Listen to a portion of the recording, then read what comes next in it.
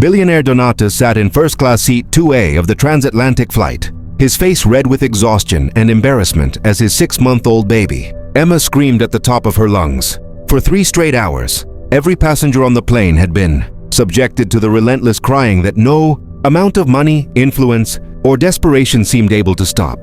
Donatus had tried everything. He'd walked the aisles bouncing Emma, offered her bottles, changed her diaper multiple times, and even played classical music on his noise-canceling headphones, pressed against her tiny ears. Nothing worked. The other first-class passengers were shooting him increasingly hostile looks. Flight attendants had offered suggestions that failed miserably. Even the pilot had made a subtle announcement about ensuring all passengers have a comfortable journey, which Donatus knew was directed at him. That's when something unthinkable happened. 16-year-old black girl from the economy section walked up to Donatus's seat, her clothes worn but clean, her backpack patched with duct tape. Without asking permission or introducing herself, the teenager gently reached toward the screaming baby. "May I?" she asked quietly, her young voice somehow cutting through Emma's wails. Donatus was so exhausted and desperate that he didn't even question why a stranger, let alone a teenager, was offering to help. He simply nodded, too tired to care about protocol or propriety. The moment the girl's hands touched Emma, something miraculous happened. The screaming stopped. Complete, absolute silence fell over the entire airplane cabin as 200 passengers held their breath, waiting to see if this impossible quiet would last. The teenager was holding Emma with a confidence that seemed impossible for someone her age, gently applying pressure to specific points on her back while humming a soft melody that Donatus had never heard before. Emma's eyes, which had been squeezed shut in distress for hours, slowly opened and focused on the girl's face. For the first time since takeoff, she looked calm, peaceful, almost happy. "How did you?" Donatus whispered, staring at this mysterious teenager who had accomplished what trained nannies and pediatric specialists couldn't achieve. The girl smiled gently. "My baby sister had colic. Took me months to figure out what actually worked." Donatus looked around the cabin and saw something that made his heart race with disbelief. Every single passenger was staring at them, not with annoyance anymore, but with amazement and gratitude. But what shocked Donatus most was what he noticed about this young woman, who had just performed a miracle with his daughter. The girl's backpack was covered with mathematics competition patches. Her notebook was filled with complex equations, and there was an intelligence in her eyes that seemed far beyond her years. "Who are you?" Donatus asked, his voice filled with wonder and curiosity. The teenager looked Donatus directly in the eyes with a maturity that was startling. "My name is Amara Simon. I'm 16 years old. I'm from Southside Chicago, and I'm on my way to London to compete in the International Mathematics Competition Championship." Donatus felt his world shift as he realized that the person who had just saved his sanity and his daughter's comfort wasn't some trained, professional, or wealthy peer. She was a brilliant teenager from one of the most challenging neighborhoods in America. But as Amara continued to hold Emma, who was now gurgling contentedly, Donatus had no idea that this chance encounter was about to reveal a story of determination, sacrifice, and genius that would change both their lives forever. And neither of them knew that what happened next would challenge everything. Donatus thought he knew about worth, intelligence, and what it truly means to help someone in need. Donatus was the 42-year-old CEO of Donatus Technologies, a company worth over $8 billion that specialized in artificial intelligence and machine learning. He was traveling to London for a series of board meetings that could determine the future of his company's expansion into European markets. Normally, Donatus traveled alone, focusing on work during flights and conducting business calls from 35,000 FT, but this trip was different because his wife, Sarah, was recovering from emergency surgery and couldn't care for their 6-month-old daughter. "Emma, I can reschedule the London meetings," Donatus had told Sarah as she lay in the hospital bed. "Absolutely not," Sarah replied firmly. "This deal is too important for the company. Take Emma with you. How hard can it be to manage a baby for a 5-day business trip?" Donatus had hired the best nanny agency in the city to find someone who could travel with them. But the nanny had called in sick at the last minute with food poisoning. With no time to find a replacement, Donatus found himself boarding a plane to London with a 6-month-old baby, no child care experience, and a packed schedule of crucial business meetings. For the first hour of the flight, Emma had been perfect. She slept peacefully in her first-class bassinet while Donatus reviewed contracts and financial projections. He began to think that his wife had been right. How hard could it be Then Emma woke up screaming and Donatus's confidence evaporated completely. He tried feeding her the bottle that Sarah had prepared, but Emma rejected it violently, pushing it away with her tiny hands and crying even harder. He tried changing her diaper in the airplane bathroom, a claustrophobic experience that left him sweating and flustered. But Emma continued screaming. He tried walking the aisles, bouncing her gently as he'd seen Sarah do, but Emma's cries only got louder and more desperate. The flight attendants offered suggestions with professional smiles that couldn't hide their growing concern about the disruption to other passengers. Sometimes babies just need to cry it out. One attendant suggested diplomatically, "Have you tried playing some white noise?" Another offered bringing Donatus a small speaker with ocean sounds. Nothing worked. Emma screamed with an intensity that seemed impossible for such a small human being. As the hours passed, Donatus became increasingly aware of the hostile atmosphere developing around him in the first-class cabin. In seat 1A, elderly businessman Harold Morrison was making increasingly loud sighs and checking his watch dramatically every few minutes. This is exactly why children shouldn't be allowed in first class. Morrison muttered to his wife loud enough for Donatus to hear. In seat 3B, prominent socialite Victoria Sterling was typing aggressively on her phone, probably complaining to friends about the inconsiderate parents who were ruining her flight. "Some people have no consideration for others," she said to her assistant. "If you can't control your child, you shouldn't bring them on a plane." Donatus felt his face burning with embarrassment and anger. These were people from his own social circle, wealthy, influential individuals who should understand that sometimes circumstances beyond your control create difficult situations. But their judgment felt particularly harsh because Donatus was struggling with something he had always assumed came naturally to parents. He was a brilliant businessman who could manage billion-dollar deals and lead teams of hundreds of employees. Yet he couldn't figure out how to comfort his own 6-month-old daughter. The most painful part was watching Emma's distress and feeling completely helpless to fix it. Every wail seemed to be expressing not just physical discomfort, but a deeper need that Donatus didn't understand how to meet. As the flight progressed, Donatus began to panic about more than just the immediate situation. He had 5 days of crucial business meetings in London, and he couldn't bring a screaming baby into boardrooms filled with potential investors and partners. His entire European expansion deal could collapse if he couldn't figure out how to care for Emma properly. What Donatus didn't know was that 3 rows behind him in economy class, 16-year-old Amara Simon had been listening to Emma's cries with growing concern and recognition. Amara was traveling to London alone, carrying a backpack containing her few possessions and a plane ticket purchased with money her community had raised through bake sales, car washes, and small donations. The International Mathematics Competition Championship was her one chance to earn a full scholarship to MIT, an opportunity that could change not just her life, but her entire family's future. Amara came from Southside Chicago, where she lived with her mother, grandmother, and 3 younger siblings in a 2-bedroom apartment. Her mother, Lisa, worked double shifts as a nurse's aide to support the family, while her grandmother, Rosa, cared for the children during the day. 2 years earlier, Amara's youngest sister, Maya, had been born with severe colic that kept her crying for hours every day and night. The family couldn't afford to take Maya to specialists or purchase expensive treatments. So, Amara had spent months researching colic remedies, learning about infant massage techniques, and experimenting with different approaches to soothe her sister. Through trial and error, patience and determination, Amara had eventually figured out a combination of gentle pressure points, specific holding positions, and calming techniques that could stop Maya's crying within minutes. "Amara's got magic hands," her grandmother would say with pride. "That girl can calm any baby." As Amara listened to Emma's screams echoing through the airplane cabin, she recognized the same type of distressed crying that Maya had exhibited. She could hear the specific pitch and rhythm that indicated the baby was experiencing digestive discomfort, combined with overstimulation.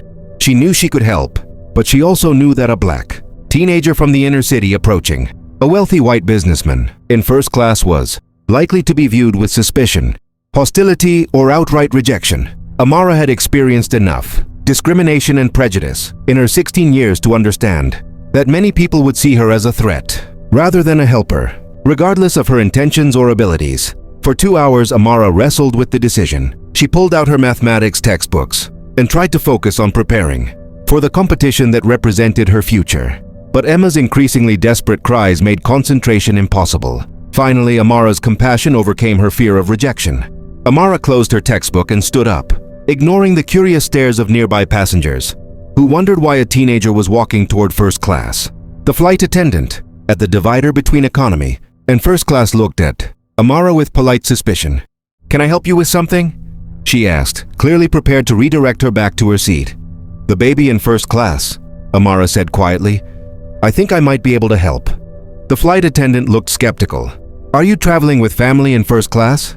"No, ma'am," Amara replied respectfully. "But I have experience with colicky babies, and I recognize the type of crying. Sometimes there are techniques that can help." The flight attendant glanced toward first class, where Emma's screams were reaching new levels of intensity, then back at Amara's earnest face. "Let me ask the father," she said diplomatically. But before she could move, Donatus appeared in the aisle, holding the screaming Emma and looking completely overwhelmed. "I heard someone say they might be able to help," Donatus asked desperately, his usual executive composure completely shattered by hours of his daughter's distress. Amara took a deep breath, knowing that this moment would determine whether she would be accepted as a helper or dismissed as an inappropriate intruder. "Sir, my name is Amara Simon. I know I'm just a kid, but I have a baby sister who had really bad colic and I learned some techniques that helped her. I think your daughter might be experiencing similar discomfort." Donatus looked at Amara, really looked at her for the first time. He saw intelligence in the young woman's eyes, confidence in her posture, and most importantly, genuine concern for Emma's well-being. Donatus was exhausted enough and desperate enough to consider help from any source. "What kind of techniques?" Donatus asked, raising his voice to be heard over Emma's crying. "Gentle pressure on specific points along her spine combined with a particular holding position that can relieve gas and digestive pressure," Amara explained professionally. "Also, sometimes babies get overstimulated by too much bouncing and movement.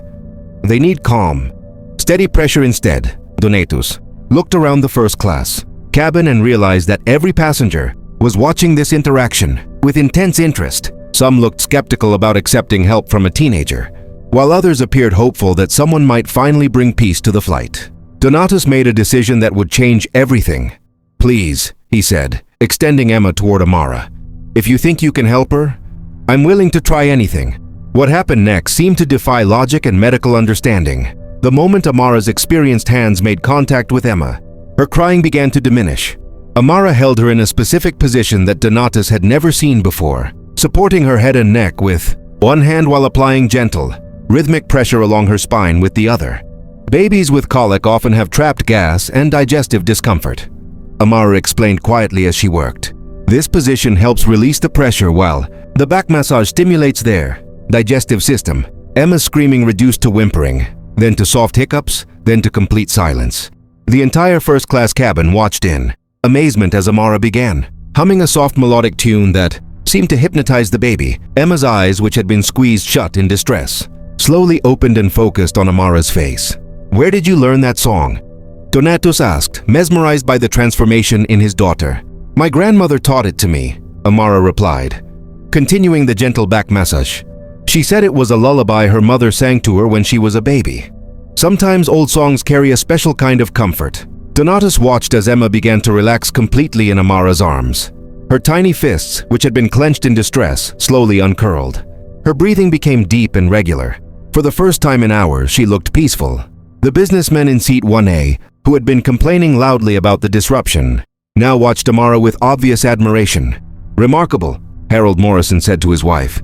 "Absolutely remarkable, Victoria." Sterling put down her phone and stared at Amara with a mixture of surprise and respect. "I've never seen anything like that," she whispered to her assistant. The flight attendants gathered nearby, amazed by the sudden transformation in the cabin's atmosphere. "How long will she stay calm?" Donatus asked Amara. "Hopefully, if she's experiencing what I think she is, she should sleep peacefully for the rest of the flight." Amara replied confidently. The pressure on her digestive system has been relieved, and she's no longer overstimulated. True to Amara's prediction, Emma's eyes began to flutter closed as she settled into peaceful sleep. As Amara gently transferred the sleeping Emma back to Donatus's arms, maintaining the same supportive position, Donatus found himself studying this remarkable teenager with new eyes. "Amara, you said you're traveling to London for a mathematics competition?" Donatus asked quietly, not wanting to wake Emma. "Yes, sir. the International Mathematics Competition Championship. It's a global competition for high school students, and the top finishers receive full scholarships to universities like MIT, Stanford, and Cambridge. Donatus was impressed. That's incredibly competitive. You must be exceptionally gifted in mathematics. Amara shrugged modestly. I love solving problems, whether they're mathematical equations or figuring out how to help a crying baby. To me, they're both puzzles that need the right approach. Tell me about your background, Donatus said, settling into his seat with Emma sleeping peacefully in his arms. How did a 16-year-old from Chicago become qualified for an international mathematics competition? Amara's eyes lit up as she shared her story, though she remained standing in the aisle, unsure if she was welcome to sit in the empty first-class seat beside Donatus. I've always been good with numbers, but my school in Southside Chicago doesn't have a strong math program. Most of my learning has been self-directed, using library books and online resources. Donatus gestured for Amara to sit down, genuinely interested in hearing more. My math teacher, Mrs. Rodriguez, noticed my ability in 8th grade and started giving me extra problems to solve. When I finished the entire high school curriculum in 6 months, she helped me find online college courses. How did you qualify for the London competition? Donatus asked. I won the Chicago regional competition, then the Illinois state championship, then the national qualifying rounds, Amara explained matter-of-factly. Each level gets harder, but I've always been able to see patterns in mathematical problems that others miss. Donatus was beginning to understand that he wasn't just talking to any teenager. He was speaking with a mathematical prodigy whose intellectual gifts were as remarkable as her ability to calm crying babies. How is your trip to London being funded? Donatus asked, though he suspected he already knew the answer. Amara's expression became more serious. My community raised money for my plane ticket and accommodations. The barbershop on my block, the church congregation, neighbors who could barely afford their own bills. They all contributed because they believe in my potential. Donatus felt a profound shift in his understanding of the young woman sitting beside him. Amara wasn't just naturally gifted. She was carrying the hopes and dreams of an entire community that had invested in her success despite their own financial struggles. What happens if you win the competition? Donatus asked. Full scholarship to MIT with additional funding for living expenses. Amara replied, her voice filled with quiet determination. It would mean I could study mathematics and computer science at the highest level and eventually come back to my community to create educational programs for other kids like me. Donatus realized he was witnessing something extraordinary, not just mathematical genius, but the kind of character and vision that could change the world if given the right opportunities. But he also recognized that Amara was carrying enormous pressure. One competition would determine whether she could pursue her dreams or return to Chicago, with the knowledge that her community's investment in her hadn't paid off. As Emma continued sleeping peacefully, Donatus found himself making a decision that surprised even him. Amara, I have a proposition for you, Donatus said, his executive mind already formulating a plan. Amara looked curious but cautious. What kind of proposition, sir? I'm in London for 5 days of crucial business meetings, and as you can see, I'm completely unprepared to care for Emma while conducting international business negotiations. Donatus paused, watching Amara's reaction carefully. I'd like to hire you as Emma's caregiver during my London trip. I'll pay you $500 per day, provide you with a hotel room adjoining mine, and ensure you have transportation to and from your mathematics competition. Amara stared at Donatus in shock.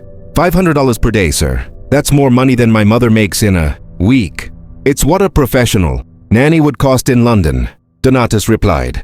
And frankly, you've already proven you're more skilled with Emma than any professional I could hire. Amara's mind raced as she considered the implications of Donatus's offer. The money would be life-changing for her family, but she was also concerned about maintaining her focus on the competition that represented her future. Mr. Donatus, I'm honored by your offer, but I need to be completely prepared for this mathematics competition. My entire future depends on my performance. What do you mean? Amara asked. You could have stayed in your economy seat and ignored a crying baby that wasn't your responsibility. Instead, you risked rejection and embarrassment to help a stranger. That kind of character is rarer than mathematical genius. Amara felt overwhelmed by the unexpected turn her trip to London was taking. What had started as a scholarship competition was becoming something much larger and more complex. Can I have some time to think about it? Amara asked. Of course, Donatus replied. But I should mention one more thing. What's that? Donatus's expression became even more serious. My company, Donatus Technologies, has a foundation that provides scholarships and mentorship to exceptionally gifted students from underserved communities. Regardless of how you perform in the mathematics competition, I'd like to discuss how we might support your educational goals. Amara felt her heart racing as she realized that this chance encounter on an airplane might be opening doors she had never imagined possible, but she also felt the weight of uncertainty. Was Donatus's offer genuine help, or was there something more complicated beneath the surface? How would accepting charity from a billionaire affect her sense of self-reliance and pride? As the airplane began its descent toward London, Amara realized that the mathematics competition she had traveled so far to enter might not be the most important test she would face during her time in England. The real test would be navigating the complex world of wealth, privilege, and opportunity that Donatus represented while staying true to the values and community that had shaped her into the remarkable young woman she had become. But as Amara looked at baby Emma sleeping peacefully in her father's arms, she knew that this moment had already changed her life in ways she was only beginning to understand. As the plane touched down at London Heathrow Airport, Amara made a decision that would alter the course of her entire future. Mr. Donatus, Amara said quietly as passengers began gathering their belongings. I accept your offer. I'll help care for Emma during your business meetings. Donatus felt relief wash over him as he realized he wouldn't have to navigate crucial negotiations while managing a baby alone. But more than that, he was genuinely excited about the opportunity to learn more about this remarkable young woman. Excellent, Donatus replied, adjusting Emma in his arms as she continued sleeping peacefully. I have a car waiting to take us to the hotel. We can discuss the details of our arrangement during the drive. As they walked through the airport together, a billionaire CEO, a sleeping baby, and a teenager from Chicago's South Side, Amara couldn't help but notice the curious stares they attracted. She was used to being invisible in most settings, but walking alongside, Donatus made her suddenly visible in ways that felt both exciting and overwhelming. The car waiting outside was unlike anything Amara had ever seen. The sleek black Mercedes had a driver in uniform and an interior that looked more like a luxury office than a vehicle. When they arrived at the five-star Langham Hotel in central London, Amara felt like she had stepped into a different universe. The hotel lobby was more elegant than any building Amara had ever entered, with marble floors, crystal chandeliers, and furniture that probably cost more than her family's annual rent. Mr. Donatus, welcome back, the hotel manager said warmly, approaching them with professional enthusiasm. Your usual suite is ready, and we've prepared the adjoining room as requested. Donatus's suite was larger than Amara's family's entire apartment, with floor-to-ceiling windows offering spectacular views of London, a full kitchen, a dining area, and multiple bedrooms. Your room is through that door, Donatus said, gesturing toward an adjoining suite. You'll have complete privacy, your own bathroom and 24-hour room service. Amara opened the door to her room and felt overwhelmed by its elegance and size. Mr. Donatus, this is incredible. But I have to ask, why are you being so generous? You barely know me. Donatus was preparing a bottle for Emma, who was beginning to stir from her long nap. Amara, in my business career, I've learned to recognize exceptional people quickly. What you did on that airplane wasn't just about baby care. It demonstrated problem-solving skills, emotional intelligence, and the courage to act when others wouldn't. Donatus paused, testing the temperature of Emma's bottle on his wrist. But more than that, you remind me of myself at your age. I also came from a background where opportunities were scarce, and I had to work harder than others to prove my worth. Amara felt surprised by this revelation. You didn't grow up wealthy?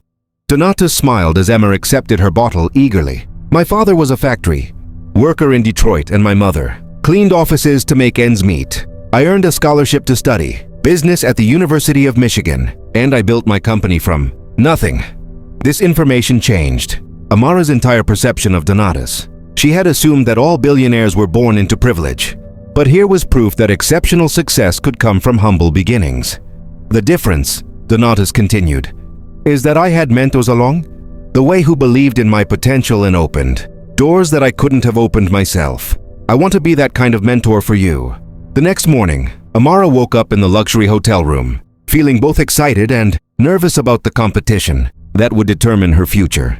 The opening ceremony for the International Mathematics Competition was held at the Royal Institution in London, a historic building where some of the world's greatest scientific discoveries had been announced. Amara walked into the auditorium and felt her heart racing as she saw hundreds of teenage mathematical prodigies from around the world. These were the smartest young minds from 60 different countries, each representing the pinnacle of mathematical achievement in their region. The first round of the competition consisted of individual problem solving, with each participant working alone to solve increasingly complex mathematical puzzles.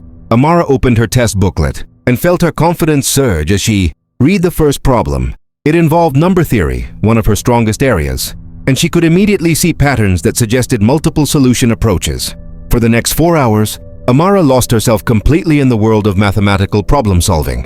When time was called, Amara felt cautiously optimistic about her performance, but she knew that the competition would only get more difficult over the next 2 days. After the first round of competition, Amara returned to the hotel to find Donatus concluding a video conference call with investors in Tokyo. How did it go? Donatus asked immediately, his genuine concern evident in his voice. I think I did well on the first round, Amara replied, but there are some incredibly talented competitors here. The level of mathematical sophistication is higher than anything I've encountered before. Donatus could hear the slight uncertainty in Amara's voice and recognized the self-doubt that often affects high achievers when they encounter new levels of competition. Amara, can I tell you something I learned during my first major business presentation? Amara nodded, curious about Donatus's perspective. I was presenting to a room full of venture capitalists who had decades more experience than I did, and I started to doubt whether I belonged there. But then I realized that they had invited me to that meeting because I had something valuable to offer, a perspective and set of skills that they couldn't find elsewhere, provided advantages. By the end of the second day, Amara's team had scored in the top 3 for their collaborative solutions, and Amara had earned recognition from competition judges for her innovative thinking. The second day of competition involved team problem solving, where groups of 4 participants had to collaborate on complex mathematical challenges that required multiple perspectives and approaches. Amara was assigned to a team with competitors from Japan, Germany, and Brazil. Initially, she felt nervous about working with students who had clearly received more formal mathematical training than she had. But as they began working on their first challenge, Amara discovered that her unique background actually provided advantages. By the end of the second day, Amara's team had scored in the top 3 for their collaborative solutions, and Amara had earned recognition from competition judges for her innovative thinking. That evening, as Amara recounted her competition experiences while helping Emma with her dinner, Donatus found himself reconsidering his initial assessment of the young woman's potential. Amara, I want to discuss something important with you, Donatus said after Emma had been put to bed. Regardless of how you perform in tomorrow's final round, I want to offer you a position in my company after you complete your education. Donatus's excitement was evident as he outlined his vision. You have something that most brilliant mathematicians lack. You understand both the theoretical aspects of problem solving and the real-world challenges faced by people who need solutions. That combination is incredibly rare and valuable. The third and final day of the International Mathematics Competition featured individual presentations where each participant had to solve a complex open-ended mathematical problem and present their solution to a panel of judges. Amara's assigned problem involved developing a mathematical model for predicting and preventing the spread of infectious diseases in densely populated urban areas. When Amara finished her presentation, she felt confident that she had performed at her highest level, regardless of the competition outcome. That evening at the competition's closing ceremony, Amara sat with hundreds of other competitors as the results were announced. In third place, representing Germany, Klaus Müller. In second place, representing South Korea, Park Min-jun. Amara felt her heart pounding as she realized that her name could be called next or might not be called at all. And the winner of this year's International Mathematics Competition Championship representing the United States, Amara Simon from Chicago, Illinois. The auditorium erupted in applause as Amara walked to the stage in a daze, hardly believing that her dream had become reality. As Amara stood on the stage holding her trophy, she looked out into the audience and saw Donatus applauding enthusiastically while holding Emma, who was clapping her tiny hands as if she understood the significance of the moment. Later that evening in Donatus's hotel suite, Amara and Donatus celebrated with a quiet dinner while Emma played with her toys nearby. Amara, I have to tell you that watching your journey over these past 4 days has been one of the most inspiring experiences of my life, Donatus said, raising his glass of sparkling cider in a toast. Amara picked up Emma, who gurgled happily and grabbed her finger with her tiny hand. You know what's funny? Amara said, looking down at Emma. This all started because I helped calm a crying baby on an airplane. I never could have predicted that such a simple act of kindness would lead to all of this. Donatus nodded thoughtfully. That's the thing about life. You never know when doing the right thing will open doors you never imagined existed. As they prepared for their flight back to the United States the next day, both Amara and Donatus knew that their lives had been permanently changed by their chance encounter. Amara had won more than a mathematics competition. She had discovered a mentor, a future career path, and proof that her dreams could become reality through hard work and determination. Donatus had found more than a capable caregiver for Emma. He had discovered a brilliant young partner who could help him build a legacy of using business success to solve important social problems.